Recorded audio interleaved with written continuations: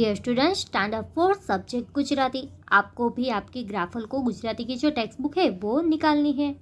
Last video में हमने देखा कि चालो हरियाळीનું रक्षण करिए, यानी कि आपको जो हमारा एनवायरनमेंट है उसकी सुरक्षा करनी है तो क्या करना होगा वो आपको इसमें बताया गया था। वो आप सबने सीख लिया बच्चों, और आपको मैंने जो होमवर्क दिया था वो भी आपने कंप्लीट कर लिया होगा।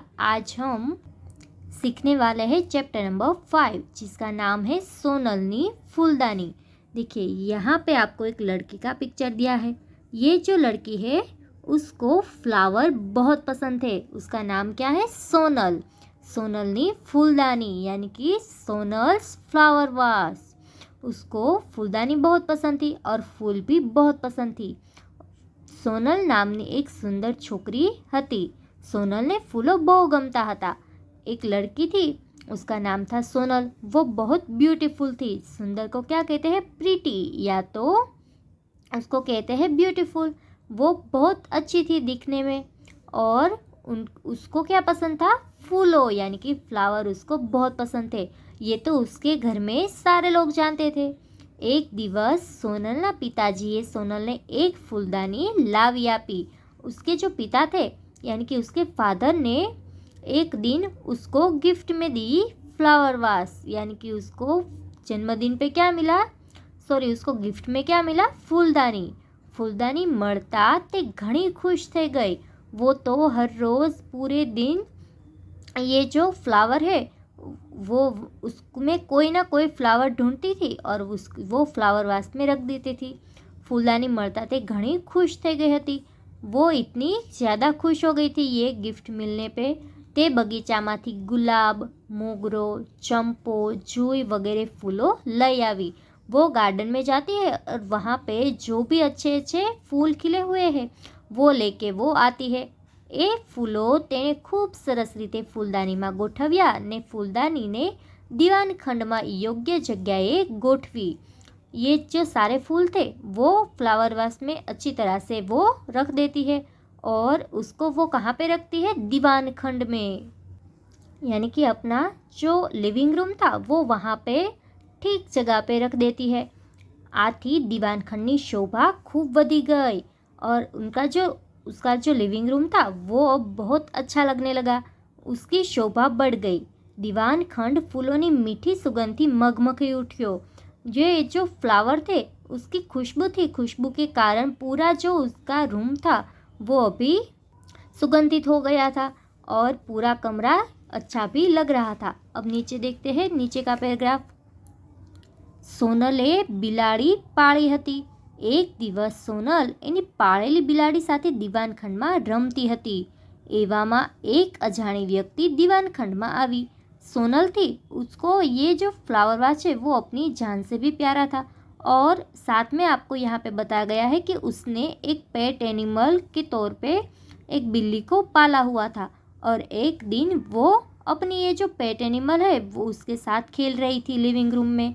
उसमें हुआ ऐसा कि डोर पे एक अननोन पर्सन आया जिसको बिल्ली पहचानती नहीं थी, और उसको देख के बिल्ली है वो डर जाती है, और डर की मारी वो क्या करती है? वो भागने लगती है। डरनी मारी ए भागी અને એ વખતે બિલાડીનો પગ અજાણતા જ ફૂલદાનીને અડકી ગયો। ફૂલદાની નીચે પડી ગઈ અને તેના ટુકड़े टुकड़ा થઈ ગયા।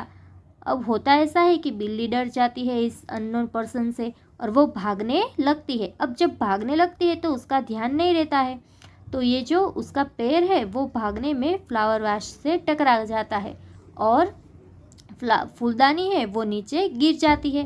नीचे गिरने की वजह से उसके टुकड़े टुकड़े हो गए। सोनल बहु गुस्से થઈ ગઈ। તે તરત લાકડી લઈને બિલાડીને મારવા દોડી। બિલાડી દોડીને બગીચાના ઝાડ પર ચડી ગઈ અને સોનલ નિરાશ થઈને પાછી ફરી। ये जो सोनल है वो अपनी जो फेवरेट यहाँ पे फ्लावर वास था वो टूट जाने से बहुत गुस्सा हो गई, और वो लकड़ी लेके इस बिल्ली को मारने के लिए दौड़ती है। लेकिन ये जो बिल्ली है वो दौड़ के कहाँ पे चली जाती है? गार्डन के एक पेड़ पे चढ़ जाती है, और अब सोनल है वो तो वहाँ पे नहीं चढ़ सकती थी, इसलिए वो सैड होके घर पे वापस आ गई। वो वापस तो घर पे आ जाती है, लेकिन वो बहुत निराश हो जाती है, वो दुखी हो जाती है। ફૂલદાની તૂટી જવાથી સોનલ આખો દિવસ રડતી રહી અને તે દિવસે તે જમી પણ नहीं। अब वो अपना फ्लावर वाश था, वो तो उसको जोड़ नहीं सकती थी और वो पूरे दिन रोती रही क्योंकि अब छोटी बच्ची है, वो आपके जैसी छोटी बच्ची है। अब उसको तो पता नहीं होता है कि ये टूट गई है, वो वापस तो जुड़ने वाला नहीं है, तो मैं दुखी ना हो, लेकिन वो रोती रहती है। अब आपको भी आपकी जो प्यारी चीज़ है वो कहीं खो जाए, गुम हो जाए, या तो कोई उसको ले ले, या तो फिर वो टूट जाए, तो आप भी दुखी होते हैं ना बच्चों। तो इसी तरह से सोनल है वो भी दुखी हो गई। એ દિવસે તે જમી પણ નહીં, उसने खाना भी नहीं खाया। તેના માતા પિતાએ તેને ખૂબ સમજાવી પણ તે માની नहीं। રડી રડીને તેની આંખો सूजी गई। उसके जो पेरेंट्स है वो उसको समझाते हैं कि तुम्हें अब खाना खा लेना चाहिए और इस तरह से दुखी रह के नहीं रहना चाहिए, निराश नहीं होना चाहिए, लेकिन वो किसी की बात सुनती नहीं है। वो रो रो के अपने पूरा जो चेहरा है उसको सुझा देती है, उसकी आंखें भी सूज गई थी। છેવટે સોનલની મમ્મી અરીસો લઈ આવી। તેણે સોનલને અરીસો બતાવીને કહ્યું, બેટા સોનલ, તારું મોં આ અરીસામાં જો તો કેવું દેખાય છે।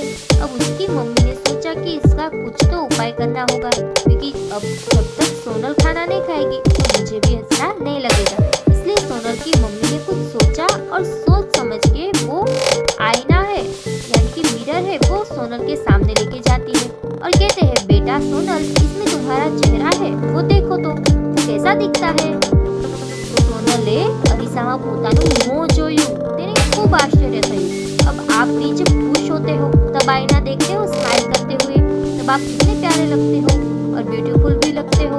और जब आप दुखी होते हो, या तो रोए हुए होते हो या तो गुस्से में होते हो, तब आपका चेहरा कैसा दिखता है? अच्छा दिखता है?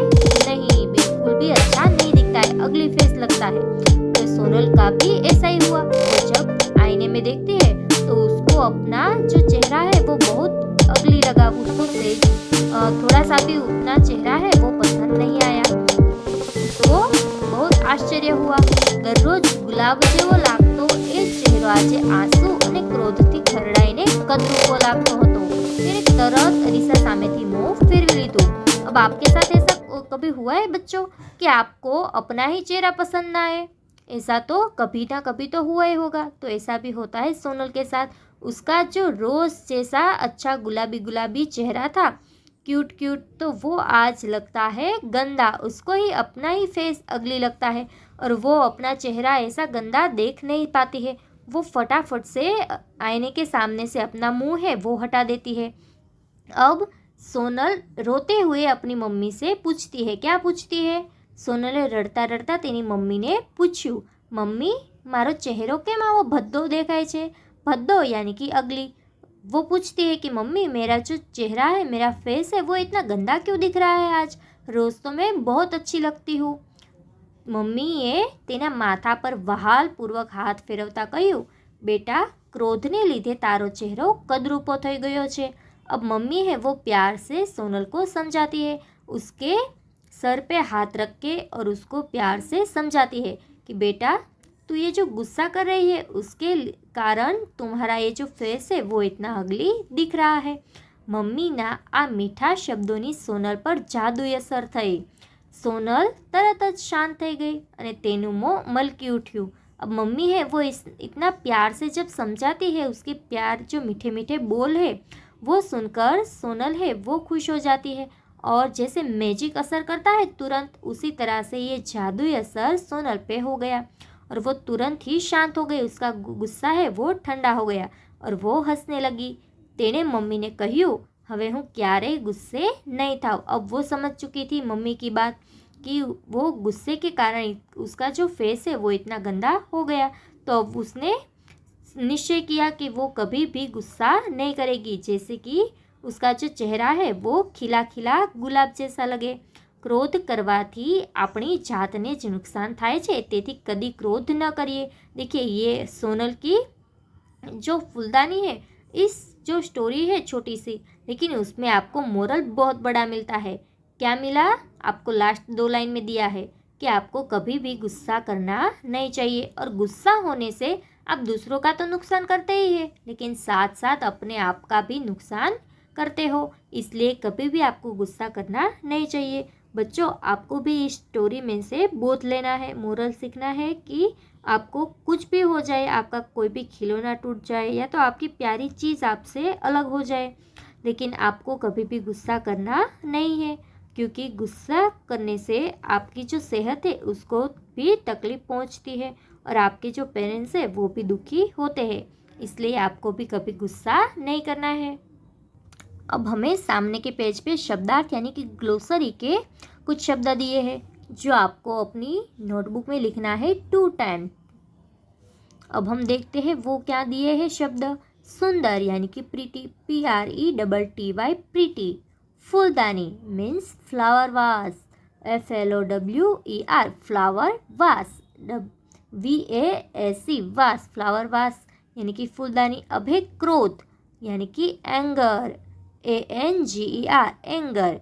युक्ति मीन्स आइडिया, IDEA आइडिया। उदास यानी कि ग्लोमी यानी या तो आप कह सकते हैं सैड, GLOOMY ग्लोमी और सैड SAD सैड। रड़वा जेवी, अबाउट टू क्राई। अबाउट की स्पेलिंग क्या होगी? ABOUT about, TO2 cry, CRY cry. कद्रूपू यानी कि अगली, UGLY अगली। ये सारे जो शब्दार्थ है वो आपको लर्न करने हैं। एग्जाम में आपको पूछूं कि सुंदर का मीनिंग क्या होता है तो आपको ये इंग्लिश मीनिंग है वो लिखना है बच्चों। ये आपको 2 टाइम्स अपनी गुजराती की नोटबुक में लिखना है। अब आगे आपको टेक्स्ट बुक में स्वाध्याय के क्वेश्चन दिए हैं वो हम नेक्स्ट वीडियो में लिखेंगे। तब तक आपको ये जो ग्लोसरी है वो लिख लेनी है नोटबुक में।